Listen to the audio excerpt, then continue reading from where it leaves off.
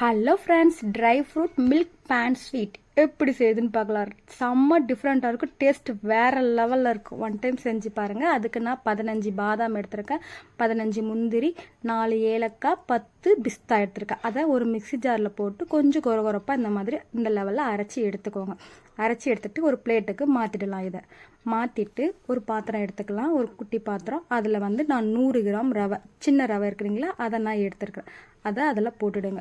போட்டுட்டு கோதுமை மாவு ஒரு 2 ஸ்பூன் போட்டிருக்கேன். நீங்கள் உங்களுக்கு வேணும்னா நீங்கள் மைதா மாவு கூட யூஸ் பண்ணிக்கலாம். நான் கோதுமை மாவு போட்டிருக்கேன். போட்டுட்டு நம்ம அரைச்சி எடுத்துருக்கோம் இல்லைங்களா ட்ரை ஃப்ரூட்ஸு, இதை நான் ஒரு 2 ஸ்பூன் போட்டுக்கிறேன்.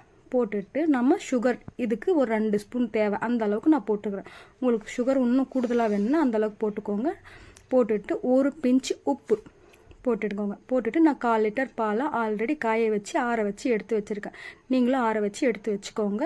இப்போ நம்ம இந்த ரவையில் இந்த ட்ரை ஃப்ரூட்ஸு நம்ம போட்டிருக்கோம் இல்லைங்களா, கோதுமாவை எல்லாம் போட்டு கலந்து விட்டுட்டு பாலை கொஞ்சம் கொஞ்சமாக விட்டுட்டு இதை கலந்து விட்டுட்டே இருங்க.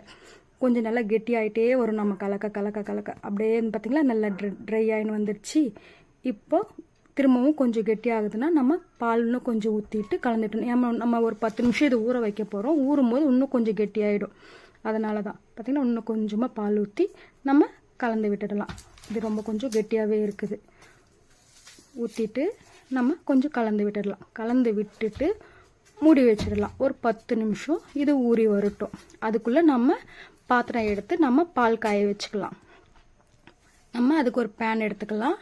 பேன் எடுத்துக்கிட்டு நான் 3/4 லிட்டர் பால் எடுத்துருக்கேன், பச்சை பால். 3/4 லிட்டர் பேனில் ஊற்றிடுங்க. ஊற்றிட்டு நல்லா காய வைங்க. நம்ம ஏடு இருக்குறீங்களா, பால் ஏடு வராமல் கலந்து கலந்து கலந்து விட்டு காய வச்சுட்டே இருக்கணும். சுற்றி பால் எடுக்குறீங்களா, அதை நம்ம வலிச்சு எடுத்து விட்டுட்டு நல்லா காய வைங்க. கொதிக்கட்டும். நல்லா ஹையில் வச்சுட்டு பக்கமே இருந்து கொஞ்சம் கிளறி விட்டுட்டே இருங்க. பார்த்திங்களா, நல்லா கலந்து விட்டுருங்க. இப்போ வேணுன்னா நீங்கள் ஃபுட் கலர் போட்டுக்கலாம். நான் பாலில் ஆல்ரெடி பார்த்திங்கன்னா குங்குமப்பூ போட்டு ஊற வச்சு எடுத்து வச்சுருக்கேன். அதை நம்ம கொஞ்சம் ஊற்றிடலாம் கலருக்காக. அதுக்கப்புறமா நம்ம எடுத்து வச்சுருக்கோம் இல்லைங்களா ட்ரை ஃப்ரூட்ஸ் எல்லாம் மிக்சியில் போட்டு அதை இதில் கலந்து விட்டுடலாம். கலந்து விட்டுட்டு நல்லா கலந்து விட்டுட்டு இது கொஞ்சம் நேரம் நல்லா வேகட்டும். இது வேக வைக்கிறது இதில் தான் ஹைலைட்டு. டேஸ்ட்டு செம்மையாக இருக்கும், வேறு லெவலில் இருக்கும். பார்த்திங்களா, பால் நல்லா சுண்டி வந்த அப்புறமா இப்போ 3/4 லிட்டர் பால்னால் ஒரு 1/2 லிட்டருக்கு நல்லா வந்துடணும். அந்த லெவலுக்கு பால் சுண்டி வந்ததுக்கு அப்புறமா தான் நம்ம இந்த ட்ரை ஃப்ரூட்ஸ் போடணும். நம்ம ஸ்டார்டிங்லேயே போடக்கூடாது. ட்ரை ஃப்ரூட்ஸ் நம்ம மிக்சியில் அரைச்சோம்ங்களா அதை போடணும். ஃபுட் கலர் வேணும்னா போட்டிக்கலாம், வேண்டாம்னாலும் விட்டுடலாம். ஊற்றிட்டு நல்லா கலந்து விட்டுடுங்க. ஓரளவுக்கு நம்மளுக்கு எந்த லெவலில் தேவையோ, எனக்கு கொஞ்சம் கெட்டியாக வேணுன்றதுனால நான் அந்த லெவல் விட்டுருக்கேன். நீங்கள் இல்லை எனக்கு இன்னும் கொஞ்சம் முன்னாடியே வேணும்னா ரெடி பண்ணிவிட்டு ஆஃப் பண்ணி வச்சுடுங்க. இப்போ கொஞ்சமாக சுகர் போட்டுக்கோங்க. இதில் கடைசியாக இறக்கிறதுக்கு முன்னே சுகர் போட்டு நல்லா கரைச்சி விட்டுட்டு அதுக்கப்புறமா ஆஃப் பண்ணி விட்டுடுங்க. ஆஃப் பண்ணி விட்டுட்டு இப்போ பாருங்கள், நம்ம ரவை போட்டு வச்சுருக்கோம் இல்லைங்களா, இது எந்த அளவுக்கு கெட்டியாக இருக்குதுன்ட்டு. இப்போ நம்ம கொஞ்சமாக சோடா மாவு, பேக்கிங் சோடா போட்டுட்டு பால் கொஞ்சம் ஊற்றிட்டு கலந்துக்கோங்க. நீங்கள் வேணால் இன்னும் கொஞ்சம் தண்ணி ஊற்றிக்கோங்க. நான் இந்த லெவல் போதுன்றதுனால நம்ம தோசை மாவு பதத்துக்கு கொஞ்சம் கெட்டியாக கரைச்சி எடுத்துக்கோங்க. இப்போ நம்ம தோசை பேன் வச்சிடலாமா. தோசை பேன் சூடு பண்ணிவிட்டு அதில் ஒரு ஸ்பூன் நெய் விட்டுக்கோங்க. நீங்கள் நெய் விட்டாலும் சரி, இல்லை எண்ணெய் விட்டுக்கிட்டாலும் சரி. நெய் விட்டால் இன்னும் கொஞ்சம் டேஸ்ட்டு சூப்பராக இருக்குன்றதுக்காக நான் நெய் விட்டுருக்கேன். இந்த மாதிரி தோசை தவா ஃபுல்லாக எண்ணெயை பரப்பி விட்டுடுங்க.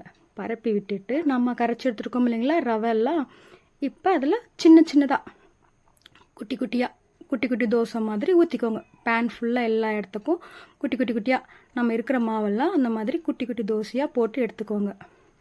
டேஸ்ட்டு சூப்பராக இருக்கும். நம்ம இன்னும் சக்கரை அதில் நிறைய போட்டோம்னா இதை அப்படியே சாப்பிட்லாம், அந்த லெவலில் இருக்கும். நம்ம ட்ரை ஃப்ரூட்ஸ் எல்லாம் போடுங்க. பிள்ளைங்க வேண்டான்னே சொல்ல மாட்டாங்க, விரும்பி சாப்பிடுவாங்க. இப்போ சம்மர் ஹாலிடே வேறையா, பிள்ளைங்களுக்கு ஏதாவது செஞ்சு தர சொல்லி கேட்டுகிட்டே இருக்காங்க இல்லைங்களா, அந்த மாதிரி டைமில் இந்த மாதிரி டிஃப்ரெண்ட்டாக செஞ்சு கொடுத்து பாருங்கள், சூப்பராக இருக்கும். இப்போ நம்ம இதை திருப்பி போட்டுடலாம். ஓரளவுக்கு நல்லா பார்த்திங்களா ப்ரௌனிஷாக வந்திருக்குது, சூப்பராக இருக்குது பாருங்க. வாவ், வேறு level dry fruits milk pan sweet சூப்பராக இருக்கும். இப்போ நம்ம இதெல்லாம் எடுத்து ஒரு பிளேட்டுக்கு மாற்றிடலாம். இருக்கிறது எல்லாமே நம்ம எடுத்து வச்சுக்கலாம். பேனில் போட்டு சுட்டு எடுத்து வச்சிடலாம். எடுத்து வச்சுட்டு இப்போ நம்ம இந்த நட்ஸ் ஸ்வீட் தோசையை ஒரு பிளேட்டில் அடுக்கிட்டு நம்ம மில்க் எடுத்து வச்சுக்கோங்க, நட்ஸ் மில்க்கு அது மேலே லைட்டாக நல்லா ஊற்றிட்டு ஒரு 10 நிமிஷம் ஊற வச்சு சாப்பிட்டு பாருங்கள், செம்ம சூப்பராக இருக்கும். பார்த்திங்களா, இந்த மாதிரி நல்லா திருப்பி விட்டுடுங்க. ஒரு பிளேட்டில் நம்ம இந்த எடுத்து வச்சுருக்கோம் இல்லைங்களா, இந்த குட்டி குட்டி பேன் தோசையை அதில் வச்சுட்டு அது மேலே நம்ம எடுத்து வச்சுருக்க பால் எடுத்து ஊற்றிட்டு நட்ஸ் எல்லாம் வச்சுட்டு பார்த்தீங்களா, உடனே எடுத்திங்கன்னா வராது. ஒரு 10 நிமிஷம் ஊறட்டும். இது மட்டுமே சாப்பிட்லாம், அவ்வளோ டேஸ்ட்டாக இருக்கும். உங்களுக்கு வேணால் இன்னும் கொஞ்சம் தண்ணியாக கூட நீங்கள் எடுத்துக்கலாம். நான் ட்ரையாக இருந்தால் தான் சூப்பராக இருக்கும். ஒரு 10 நிமிஷம் கழிச்சு இப்படி கட் பண்ணிங்கன்னா அப்படியே வரும். இது அந்த ஸ்வீட்டோடு கலந்து சாப்பிடும் போது அவ்வளோ சூப்பராக இருக்கும். டிஃப்ரெண்ட்டான டேஸ்ட்டில் செம்மையாக இருக்கும். ஒன் டைம் செஞ்சு பாருங்கள் எப்படி இருக்குதுன்னு. செஞ்சு பார்த்துட்டு கமெண்ட் பாக்ஸில் சொல்லுங்கள். Dry fruits milk pan sweet வேறு லெவலில் இருக்கும். வீடியோ பிடிச்சிருந்தால் லைக் பண்ணுங்கள், ஷேர் பண்ணுங்கள். பாய்.